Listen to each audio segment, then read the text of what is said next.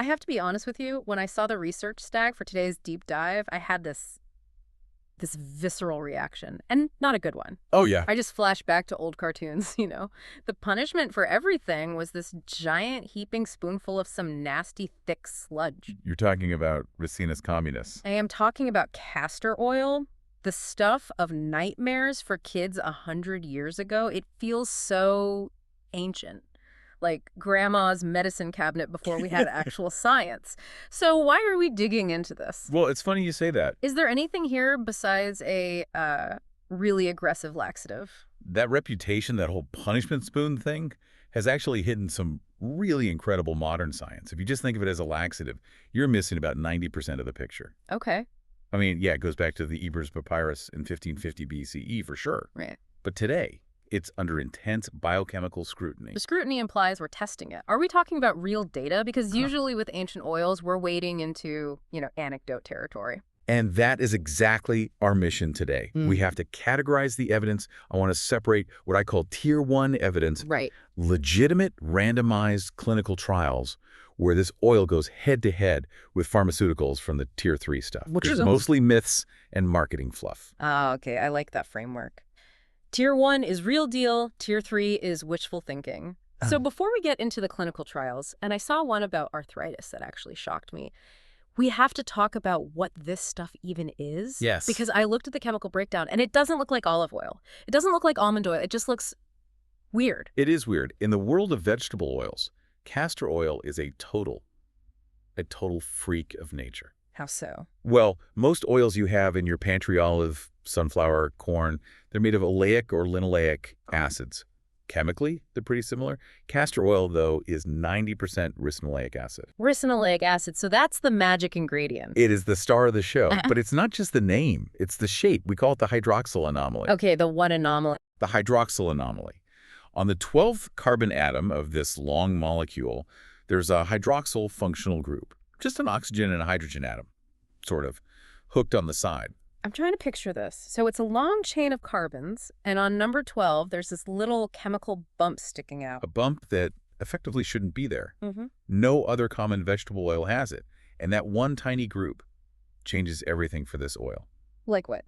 First, it makes it incredibly viscous. You know how it's thick and sticky, kind of drags like molasses? Yeah. That's the hydroxyl group. It's causing all those molecules to cling together. Okay. Second, and this is crucial for later, it makes the oil polar. Polar like water. Closer to alcohol. It's soluble in alcohol, which is rare for a fat. Yeah. But most importantly, it acts as a humectant-occlusive hybrid. Whoa, hang on. Those are usually opposites in skincare, right?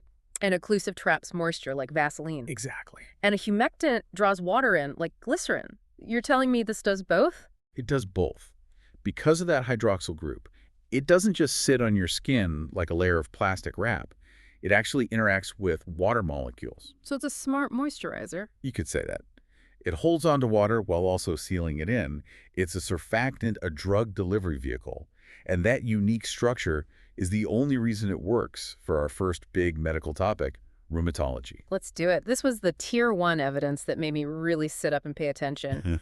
You found a study from 2009 that pitted this ancient oil against a modern pharmaceutical. A classic showdown. They took 100 patients with knee osteoarthritis, split them into two groups. Okay.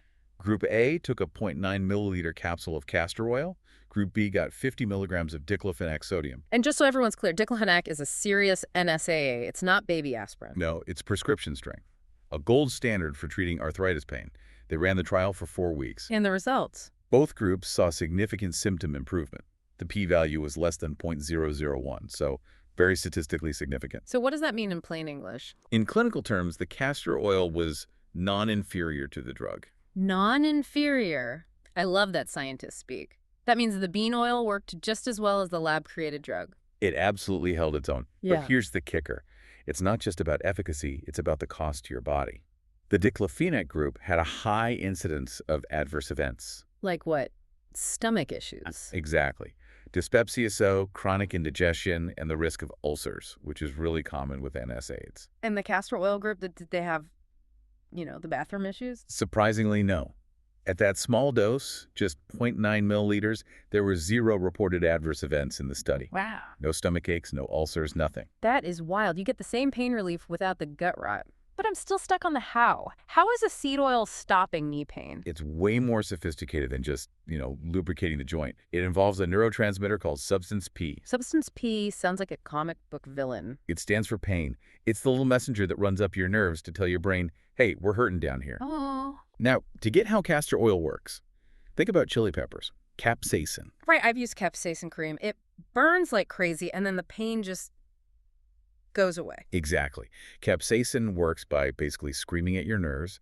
It triggers a receptor, causes that burning, and eventually it depletes all the substance P. It just exhausts the nerve. So it overloads the system. Yep.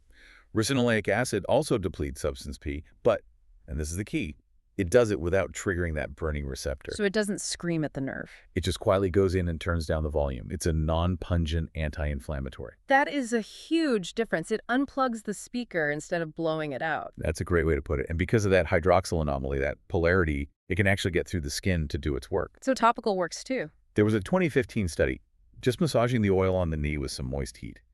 In 2 weeks, 76% of patients went from severe pain to mild. Okay, so a solid tier 1 for rheumatology. Now I want to pivot to something that just sounds frankly disgusting. Putting this thick, sticky oil in your eyeballs. I know. The instinct is to just recoil. My instinct is to run, but you're saying this connects back to the chemistry. It does. We're looking at ophthalmology now.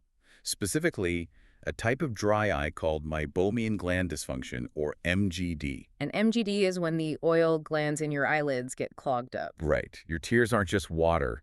They have a thin lipid layer on top to keep them from evaporating. If that oil layer is unstable, your tears just dry up instantly. And because castor oil is polar? It spreads. Unlike other fats that might just bead up, it spreads rapidly over the watery layer of your eye.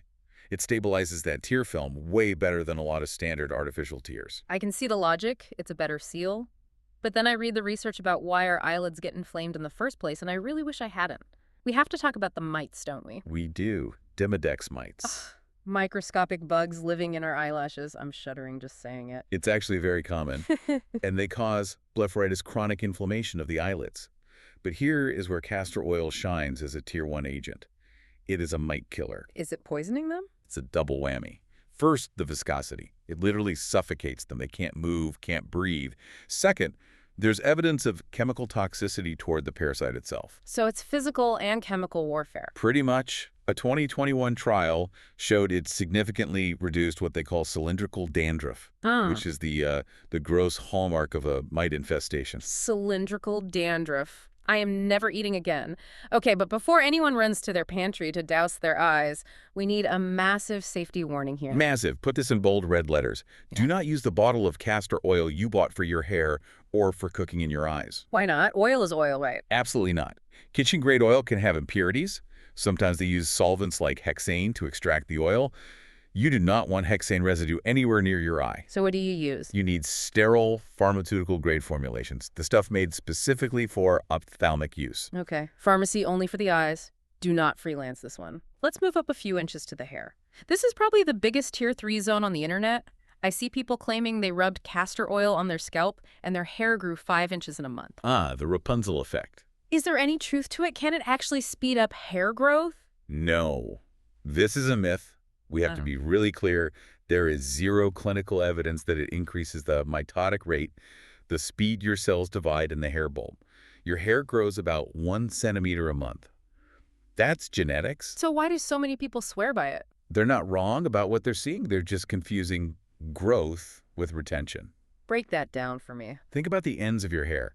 If they're dry and brittle, they snap off. So you might grow a centimeter at the root, but if you break off a centimeter at the tip, your hair never gets any longer. Ah. Castor oil, being that humectant-occlusive hybrid, lubricates the hair shaft. It reduces friction. It prevents that breakage. So you aren't growing it faster. You're just keeping what you grow. Precisely. But speaking of hair, we have another safety warning here that is, frankly, more terrifying than the eye mites. We need to talk about plica neuropathica. Also known as bird's nest hair.